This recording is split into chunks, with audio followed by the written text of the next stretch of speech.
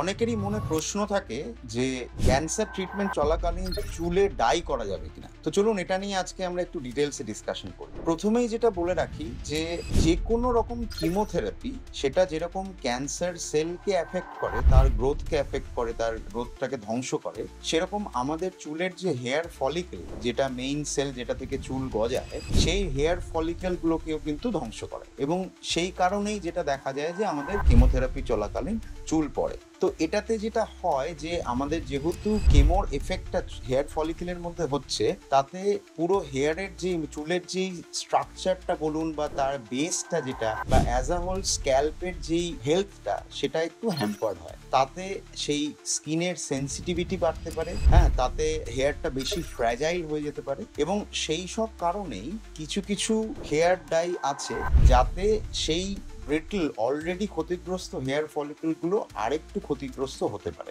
Major guidelines কি বলে যে যখন অ্যাক্টিভ কেমোথেরাপি চলছে তখন হেয়ার ডাই অ্যাভয়েড করাটা বেটার, কারণ কেমোথেরাপির সঙ্গে হেয়ার ডাই এর ডাইরেক্ট কোনো সম্পর্ক না থাকলেও হেয়ার ডাই এর মধ্যে যে কেমিক্যালস গুলো আছে সেগুলো আপনার স্ক্যাল্পের ইরিটেশনটা বেশি বাড়াতে পারে। কাজেই যদি হেয়ার ডাই ইউজ করতে হয় সেফলি ইউজ করতে পারেন। আপনার কেমোথেরাপি যখন বন্ধ হয়ে গিয়ে নতুন ফ্রেশ চুল যখন গজাচ্ছে, অ্যাটলিস্ট 2 মাস 3 মাস ওভার হয়ে গেছে, যখন নতুন করে আপনার চুল অনেকটা বেড়েছে, তখন আপনি নিশ্চিন্তে হেয়ার ডাই ইউজ করুন। তখন কোনো অসুবিধা নেই। হেয়ার ডাই ইউজ করলে ক্যান্সার ফিরে আসার কোনো প্রবণতা কিছু বাড়ে না। কিন্তু অ্যাক্টিভ কেমোথেরাপি চলাকালীন হেয়ার ডাই এর কেমিক্যালস অনেক সময় স্ক্যাল্পে ইরিটেশন করতে পারে, কাজেই সেই সময়টা একটু অ্যাভয়েড করাটা বেটার। এবং যেই সব হেয়ার ডাইতে পিপিডি নামক কোনো কেমিক্যাল আছে সেইটা একটু অ্যাভয়েড করলে ভালো, কারণ সেটাতে ইরিটেশনের সম্ভাবনাটা আরো বেশি। ধন্যবাদ।